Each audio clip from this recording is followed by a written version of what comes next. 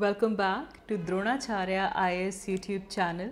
You're watching daily editorial analysis covering 9th July 2022. Well, इस video lecture में हम आज दो इम्पॉर्टेंट एडिटोरियल्स कवर करेंगे. The first one is about the foreign landscape restoration. This article is very important from biodiversity and environment point of view. आज के the Hindu newspaper में काफ़ी अच्छा आर्टिकल आया है. And then we'll talk about India and European Union's free trade agreement. So there's an article related to India and European Union's free trade agreement. We'll analyze this as well. So let's begin with today's video. तो चलिए शुरुआत करते हैं. हमारा आज का पहला news article forest landscape restoration से रिलेटेड है. Well, this article talks about that how the focus now is on the forest landscape restoration so that we can regain the functionality ताकि जो human welfare है वो improve हो सके. For that we need to focus on the forest landscape restoration. So यहाँ पे foreign landscape restoration पढ़ने से पहले आप सब ने जब हम छोटे थे तो बुक्स में पढ़ा होगा वन महोत्सव. There is one Mahotsav which is celebrated. Now one महोत्सव की हिस्ट्री 1947 तक जाती है. It was first organized by a Punjabi botanist which was M.S. Randhawa. M.S. Randhawa ने पहली बार वन महोत्सव ऑर्गेनाइज किया था. Subsequently 1950 में Kanhaiyalal मनेकलाल Munshi, he was an environmentalist and a Union Minister of Agriculture and Food. Then he expanded its reach to the national level. अब यहाँ पे IUCN का एक डाटा बहुत इंपॉर्टेंट हो जाता है. अकॉर्डिंग टू IUCN अगर हम डिफॉरेस्टेशन की बात करें, फॉरेन डिग्रेडेशन की बात करें, so both of them they contribute around 12% of greenhouse gas emission. And the total area which is occupied by the primary forest in India that has decreased. जो area forest cover आता है वो decrease हो चुका है by 3.6%. और on the other hand green house gases की emission because of deforestation and degradation it contributes around 12%. So governments they have also relied on afforestation and reforestation ताकि जो नॉन ट्री लैंड है वहाँ पे ट्री एस्टैब्लिश हो पाए तो वहाँ पे एफॉरेस्ट्रेशन और रिफॉरेस्ट्रेशन डिराइव्स आती थी. बट ये जो स्ट्रैटेजी है अब ये इवॉल्व हो चुकी है. अब जो फोकस होता है that is on forest landscape restoration.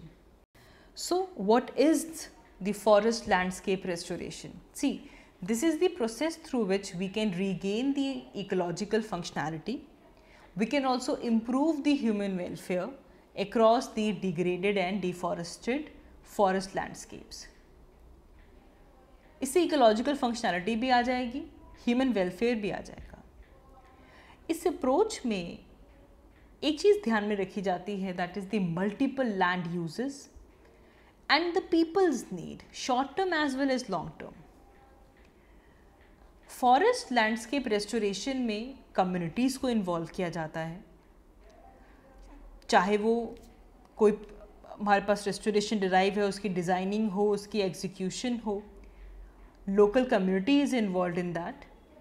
और इस तरीके की इंटरवेंशन की जाती है विच इज़ म्यूचुअली एडवांटेजियस, जिससे लैंडस्केप भी अपग्रेड हो सके और जो कम्युनिटी है उनका ह्यूमन वेलफेयर भी हो पाए. तो म्यूचुअली एडवांटेजियस जो हमारी इंटरवेंशंस हैं वो यहाँ पे की जाती हैं. Nearly 2 billion hectares of degraded land in the world have the scope of potential restoration. मतलब वर्ल्ड में तो 2 बिलियन हेक्टेयर्स ऑफ लैंड है जिसको आप रिस्टोर कर सकते हैं बाय दिस स्कीम. इंडिया का 140 मिलियन हेक्टेयर्स हम रिस्टोर कर सकते हैं into the forest land, keeping the approach of forest landscape restoration. अब यहाँ पे जो क्रिटिकल एस्पेक्ट है वो ये है कि जो डाइवर्सिटी है स्पीशीज़ की उसको बहुत फोकस करना होगा. When you are planting trees so we need to focus on the diversity of species. क्योंकि जो नेचुरल फॉरेस्ट होते हैं they have diverse native species and therefore इस डाइवर्सिटी के कारण भी जो स्पीशीज़ वहाँ पे हैं they are very efficient in sequestering the carbon. Instead कि आप एक जगह पे सेम तरह की स्पीशी लगा दें, मोनोकल्चर ट्री प्लांटेशन कर दें, उसके कंपैरिजन में जो डाइवर्सिटी ऑफ स्पीशीज़ हैं they have more efficiency in the carbon sequestration. So planting the diverse species it is also healthy for the local community. इससे लाइवलीहुड जो है वो इम्प्रूव होगा। जो फॉरेस्ट प्लांटेशंस हैं जब उसमें डाइवर्सिफाइंग स्पीशीज़ आएंगी इससे ओवरऑल जो फॉरेस्ट की जो क्वालिटी है उसके ऊपर इसका पॉजिटिव इम्पैक्ट होगा। सो एक इंटरनेशनल स्टडी जो पब्लिश हुई थी in the general science, it found that diversifying species in the forest plantations it has a very positive impact on the quality of forest. अब पंजाब में for example there is this community जो कि proactively plantation करती है and they plant this native species called as jand, desi kikar and the farwan which are very resilient and they are very acclimatized and most of these pollings have high survival rate of 90% and therefore it is very vital requirement for sustainable reforestation activities. So what is the role which is played by the foreign landscape restoration? See, when you are planting trees, जब आप trees को plant कर रहे हो, so it comes with varied environmental and ecological benefits. इससे ये दोनों चीज़ें तो आएंगी ही आएंगी, environmental along with this ecological benefits होंगे। अब इकोसिस्टम की बात करें तो फॉरेस्ट बहुत इंपॉर्टेंट है। Forest regulates our ecosystem. आपका फॉरेस्ट आपकी जो कार्बन साइकिल है इसको तक इन्फ्लुएंस करता है। So ultimately we can use the forest to mitigate the climate change. Roughly 2.6 million tons carbon dioxide का फॉरेस्ट एब्जॉर्ब करता है। तो मतलब basically 33% of that carbon dioxide जो कि फॉसिल फ्यूल बर्न करने से आ रही है वो कौन एब्जॉर्ब कर लेता है? फॉरेस्ट।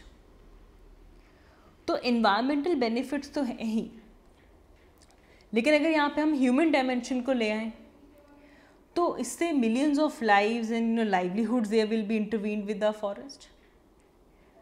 लोकल कम्युनिटीज़ के लिए तो फॉरेस्ट एक बून है for their livelihood, because forest serves as a resource base जहाँ से वो गुड्स एंड सर्विसेज डिराइव कर सकते हैं। And if we talk about India specially in agrarian economy, तो यहाँ पे तो रोल और भी इम्पॉर्टेंट हो जाता है। फॉरेस्ट इकोसिस्टम आपकी सॉइल फर्टिलिटी को इफेक्ट करेगा। सॉइल फर्टिलिटी, वाटर अवेलेबिलिटी, ये कुछ इंपॉर्टेंट पर्सपेक्टिव्स हैं या नहीं? अल्टीमेटली हम ये कह सकते हैं कि हमारी सॉइल फर्टिलिटी बढ़ जाए, हमारी वाटर अवेलेबिलिटी बढ़ जाए, it will enhance the agricultural productivity. Ultimately हमारी जो एग्रीकल्चरल प्रोडक्टिविटी है वो इससे इंक्रीज़ होगी, और अगर एग्रीकल्चरल प्रोडक्टिविटी बढ़ेगी it will be favourable for our rural economy. So tree plantation के तो अपने फ़ायदे हैं ही, लेकिन हमने ह्यूमन सेंट्रिक फ़ायदे भी देख लिए। प्लांटेशन अगर आप करोगे तो इससे आप इरोजन को प्रिवेंट कर पाओगे, आप इरोजन को चेक कर पाओगे, जो स्टेम फ्लडिंग्स होती हैं आप उनको रेगुलेट कर पाएंगे। सो सस्टेनेबल फॉरेस्ट क्रॉप से आप फूड इनसिक्योरिटी को भी काउंटर कर सकते हैं। फूड इनसिक्योरिटी भी कि यहाँ पे बड़ी चीज़ आ जाती है, that can be tackled by having a systematically a sustainably formed forest. You can empower women empowerment में इसका बड़ा रोल है। It will allow them to have more access to nutritional rights and the new income streams. यहाँ पे agro forestry lessons की हम बात करें तो एग्रो फॉरेस्ट्री अगर आप प्रमोट करोगे तो इससे रूरल अर्बन माइग्रेशन जो है ये रिड्यूस होगी, दिस विल डिक्रीज। क्योंकि जिस जगह पे वो है लोकल कम्युनिटी के लिए, वहाँ पे ही रिसोर्सेज की अवेलेबिलिटी बढ़ चुकी है, हाउस होल्ड इनकम बढ़ जाएगी. Along with this, planting trees is very deeply linked with our, holistics of well-being of an individual or as a community or as a planet, we can say. For this, there are many programs that are carried out in India. 2021 and 2030 में United Nations decade थी for ecosystem restoration, जिसमें emphasis किया गया था to restore the degraded terrestrial ecosystems including forest. फिर जो born challenge है 2011 का, इसका एम है कि 150 million hectares of degraded land या फिर डिफॉरेस्टेड लैंडस्केप्स जो हैं, हमें इनको रिस्टोर करना है by 2020 and 350 million hectares by 2030. Bonn challenge भी यहाँ पे इम्पॉर्टेंट है. इंडिया ने बॉर्न चैलेंज को 2015 में ज्वाइन किया है. इंडिया ने प्लेज किया है कि हम 26 मिलियन हेक्टेयर्स जो डिग्रेडेड लैंड का जो है उसे रिस्टोर कर देंगे बाय 2030. अलॉन्ग विद दिस एक एडिशनल कार्बन सिंक बनाएंगे ऑफ 2.5 बिलियन और 3 billion tons of carbon dioxide. That will also be created by 2030.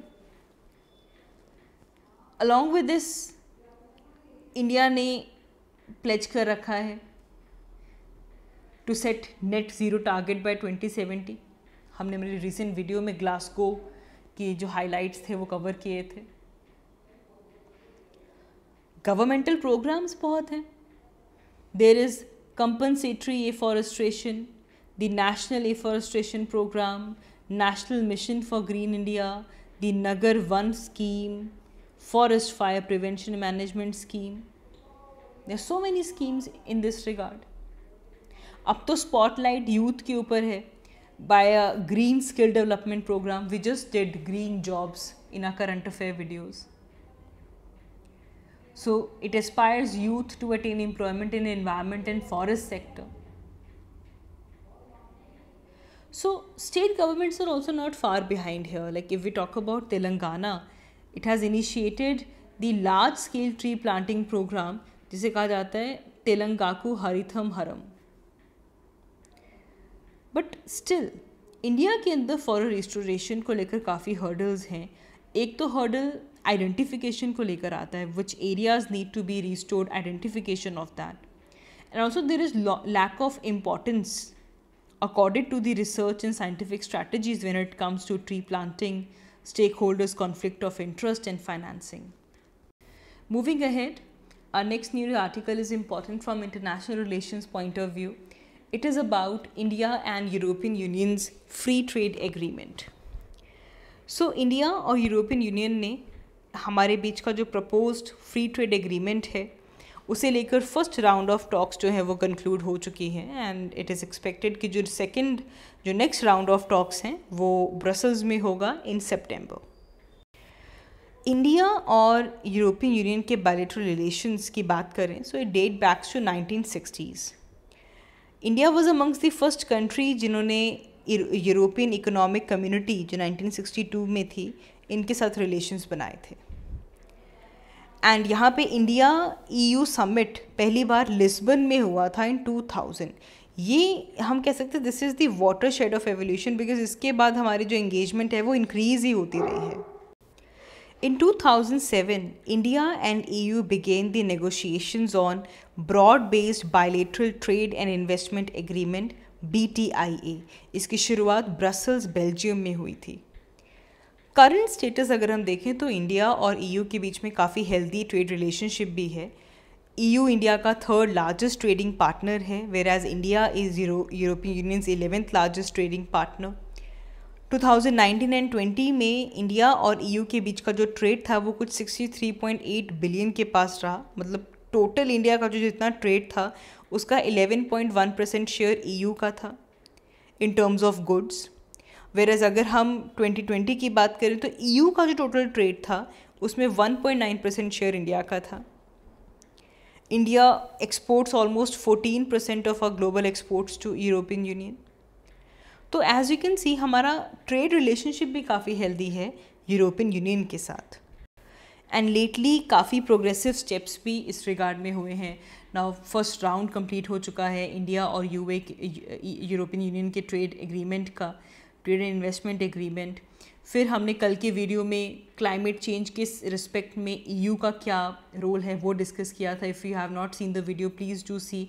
हमने वहाँ पे यूरोपियन यूनियन का जो इन्वेस्टमेंट मॉडल है उसे अच्छे से स्टडी किया था। We also talked about European Union deal in our last video. Then there is this also carbon pricing system which is followed by the European Union. So these are some of the progressive steps that are being taken. But of course there are challenges. सबसे बड़ा challenge तो रहता है to translate the government exchanges and agreement into substantial partnerships, ताकि जो trade है और जो इन्वेस्टमेंट का जो फ्लो है वो इंक्रीज हो सके।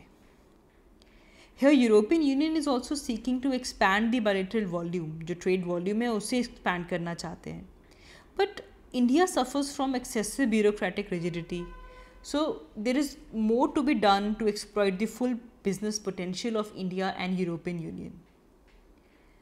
Despite of the economic growth and potential, the fact cannot be overlooked that India faces numerous domestic development challenges. और जिसकी रेप्रोक्रेसिटी का एक डेट्रीमेंटल इफेक्ट हमारे एग्रीकल्चर सेक्टर के ऊपर आता है। EU ने बार बार ये एजर्ट किया है कि इंडिया में जो टैरिफ बैरियर्स हैं वो ज़्यादा हैं, there is not a transparent mechanism, और जिसकी वजह से ट्रेड एनेबलिंग स्ट्रक्चर जो है वो उतना कंड्यूसिव नहीं है। Developing countries have also raised concern about the legality of the carbon marketing. They are saying it is conflicts with the WTO and United Nations framework convention of climate change. तो ये कुछ challenges भी हैं India और EU के relations के बीच में। So that is all for this video. आज की इस वीडियो के लिए इतना ही। Thank you so much for watching. I will see you all in my next one. Thank you.